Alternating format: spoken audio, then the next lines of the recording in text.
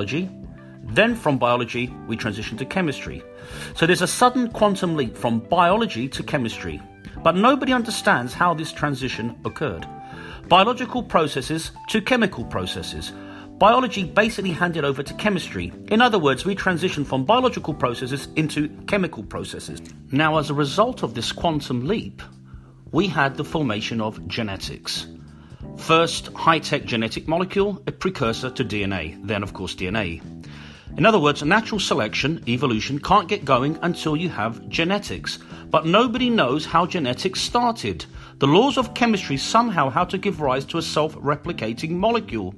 Once you've got that, at least a sufficiently accurately self-replicating molecule, then evolution starts and all life comes into being. But you've got to start with genetics.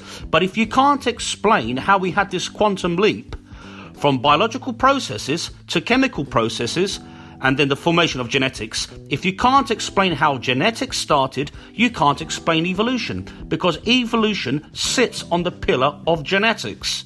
Now, the likes of Richard Dawkins and many atheistic scientists say this is a gap. This is actually a black hole for the likes of Dawkins and the other atheists. Because if you can't explain how genetics started, you can't really explain evolution, because evolution sits on the pillar of genetics. So at this point, it becomes logical to say that something supernatural had to have taken place. A divine spark. God, that mechanism that I have spoken about, was involved at that point.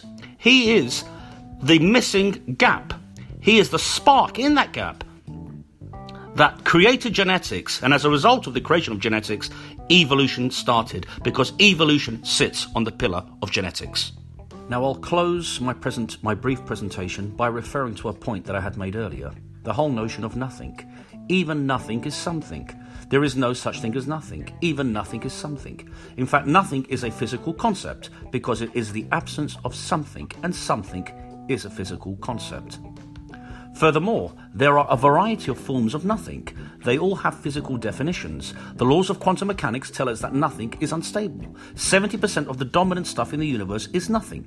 There's nothing there, but it has energy. Nothing weighs something. Nothing is almost everything. Quantum mechanical systems and the quantum vacuum are physical realities, therefore clearly something. You cannot call these realities nothing. Thus, all things need an explanation for their existence. God, surely God, is the point Genesis, is the creator of all life, starting from the Big Bang. He is the mechanism behind evolution. He is the mechanism behind quantum physics. He is the mechanism behind everything that we see within the world of science.